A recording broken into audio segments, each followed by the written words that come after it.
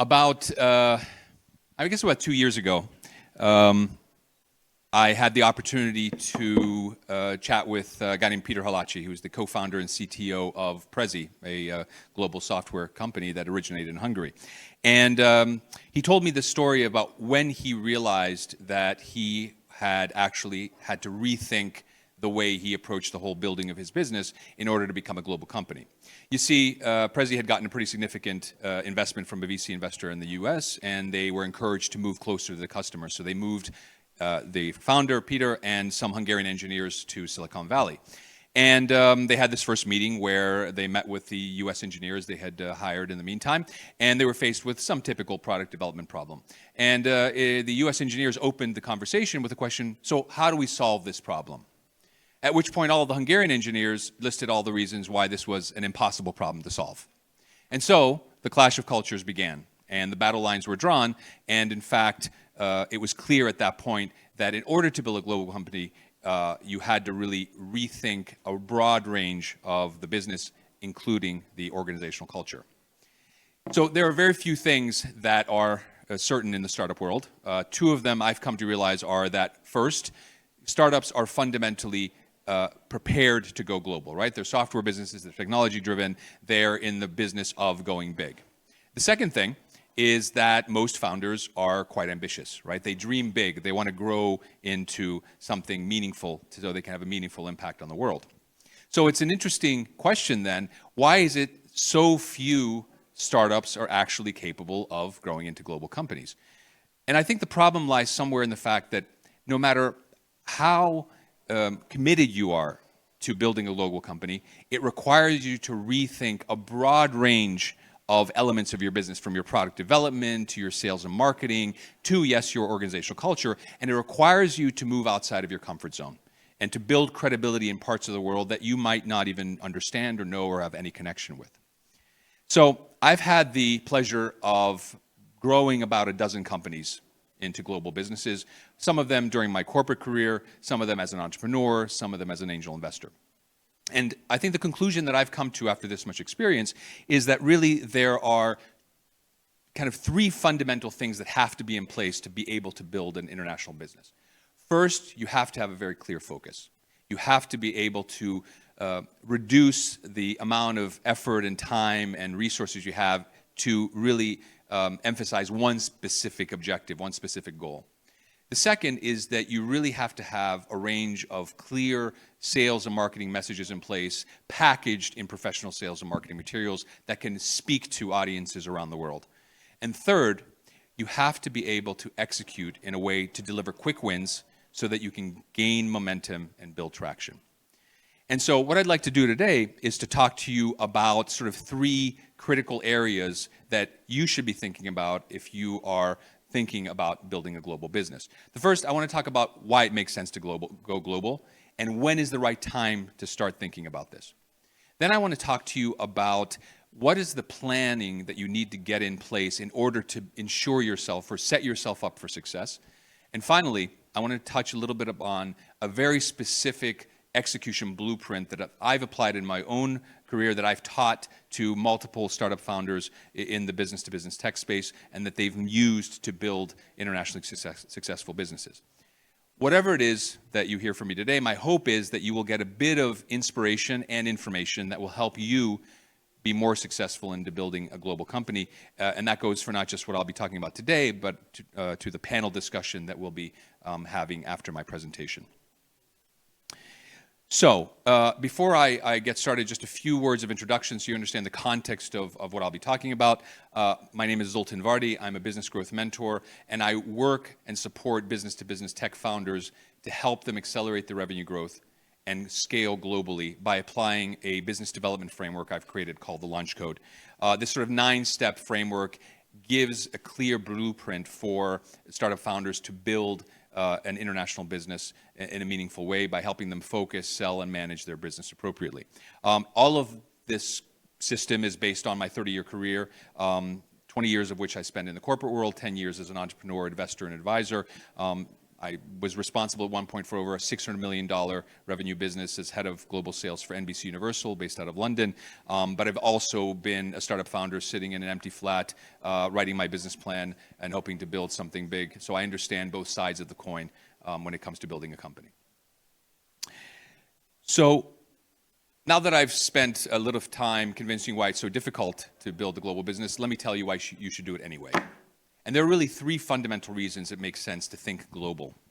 The first is going global basically is your motor for growth. It enables you to take a valuable or a valid product or service applied to a clear market and to expand it into new territories. That means that you can actually accelerate your growth by selling the same thing to the same type of person in a different market. You can often do it at a significantly higher price without necessarily investing any more time or resources or energy. It also enables you to spread your risk and spread your costs across a broader space of markets.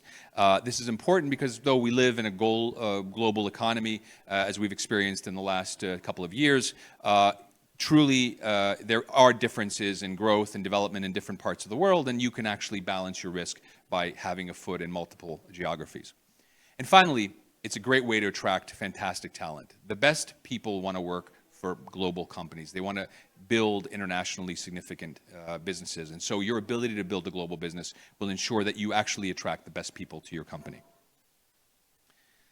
It's, of course, a question of where you start this process. And I think there are a number of different launch pads, so to speak, but the two that I find that are most common are these two. The first is what I would call day one global companies. These are largely product-led, technology-driven companies with a focus on attracting inbound customers. There's no general geographic focus. They speak to everybody around the world, but there tends to be some regional traction, some ability to break through and speak to clients in particular geographies around the world. These companies are typically ones that really start as global businesses and try to scale in that capacity. One example, a client of mine, they're called Syndicast. It's basically a platform that connects music publishers with with radio stations around the world. Works very well and has scaled very quickly. A second type of starting point is what I would call a market-by-market approach. This is where you actually are present in a single market. Normally, I would expect this to be an enterprise sales or direct sales-driven company. This company normally has some sort of product market fit in their own area of expertise, in their own home market, and they're looking to export that into other markets in the same way. They normally would do it one at a time based on some strategy. A typical example of this type of company, a client of mine called Logic School, they're basically a coding school for kids and teens that have a franchise system. They built it in one particular market and have now expanded in over 100 locations around the world with this market-by-market approach. No matter how you go about starting this process, one thing is for sure, you have to be international capable from day one. What I mean by that is you should be building your product already with the capabilities of being deliverable in local languages, in multiple languages. You should select a name that makes sense in multiple markets, easy to understand, especially in English language speaking markets. You should be looking at attracting people who bring that international cultural sensibility from day one in the organization, because it's going to create a bigger opportunity for you when you actually execute your strategy. When you do that, though, you should focus on creating what I would call your business foundations first. That means having a clear value proposition. What problem are you solving, in what way, for who, and why are you better than the competition?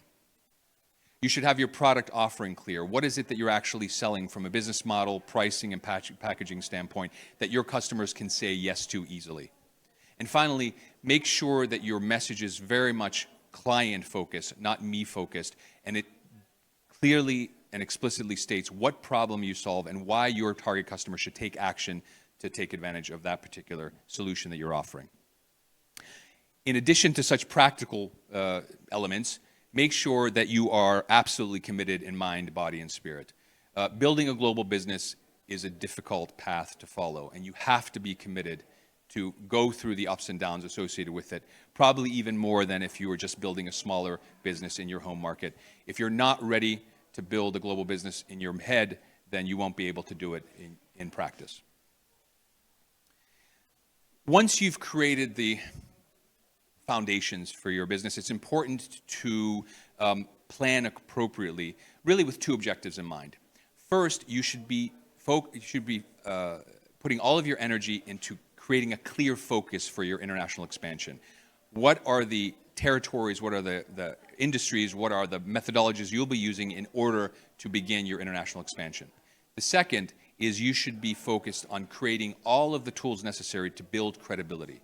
And I think that's one of the biggest obstacles for any company when they go out of their home market, is they have to seem like credible partners to people in different parts of the world that may not be relevant for them, or they might not have a network in or contacts when. They simply have to come off as credible business partners. So to do this, there's two things that you should be doing. First is define your geographic focus. Obviously, we're sitting here in Poland, in a Central European country. There's a general inclination for companies in this part of the world to think of themselves as being, a relevant player in the Central European region.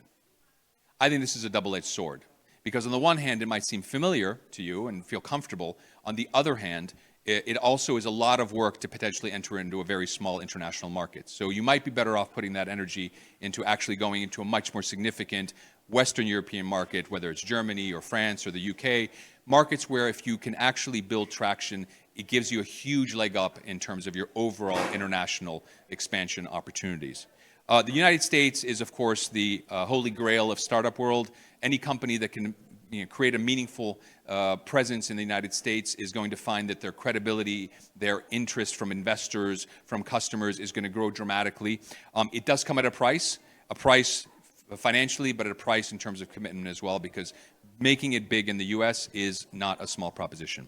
The rest of the world, whether it's Latin America or Asia, I found tends to be more opportunistic from a business development perspective. Very few companies in this part of the world will focus on those markets, but they might have some incoming interest that will get their feet wet or get their interest going in those markets. In addition to the geographic focus, I think ultimately you have to make a decision based on three parameters.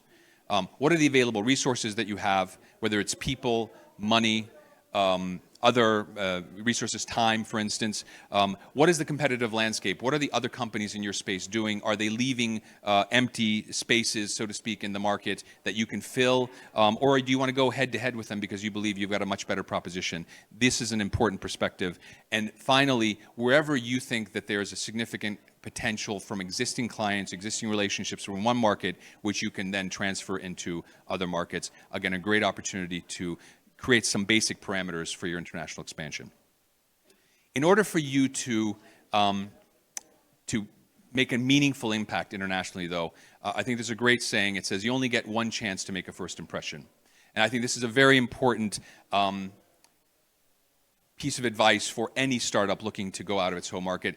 You have to create a professional image in a broad capacity of sales and marketing materials, from your website to your sales presentation to your one-pager. They should be written in English, in proper English. They should be presented professionally. There's nothing worse than sending a document to, let's say, a French partner or a UK partner full of English language mistakes, poorly designed, is just going to basically sweep you off the table. There's nothing you're going to do afterwards to build credibility. Take some time to do this right.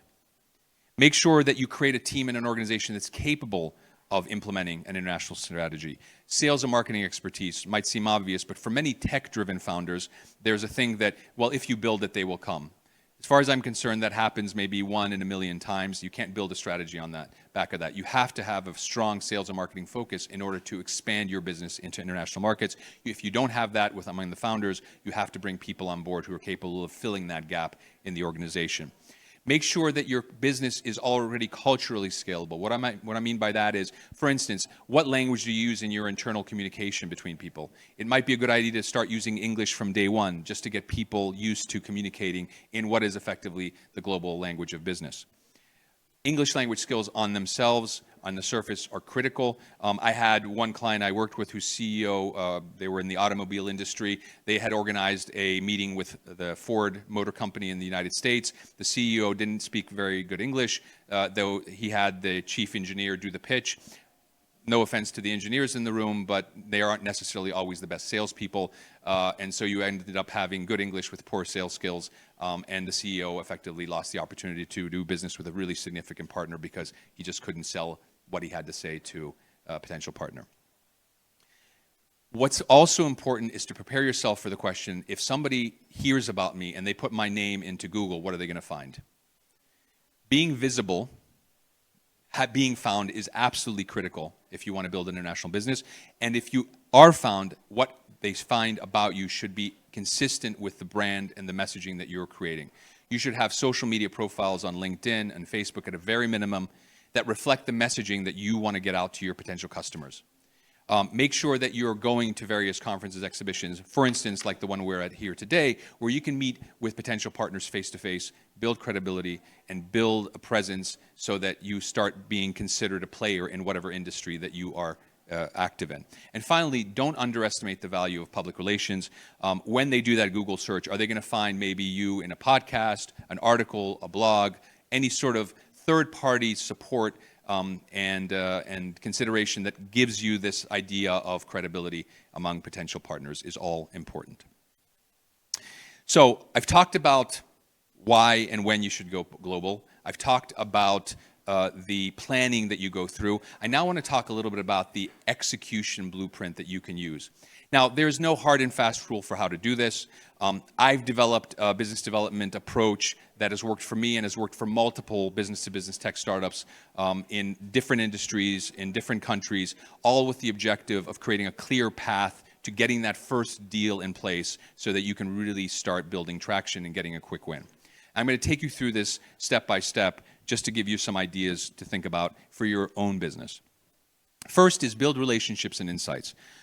There's a saying, get a lay of the land. What that means is if you've focused, let's say, on entering the German market, you should be getting a sense of what's going on in that marketplace, who the players are, who the competitors, who the investors, who the customers are, who the agents are that you can do business with. You can use your existing network to get introduced to that marketplace, but you can also attend conferences and exhibitions in that market to meet people who are active in whatever market you want to end up in. This is critical because, again, you want to get firsthand information about what's going on in the marketplace and find the proper value proposition, product offering, and client messaging that you can create to start building a clear path towards doing business. Make sure that you spend some time after this identifying the partners and the clients you want to work with. Explore partnerships in a range of different segments. So there's 3 types that I would recommend you think about.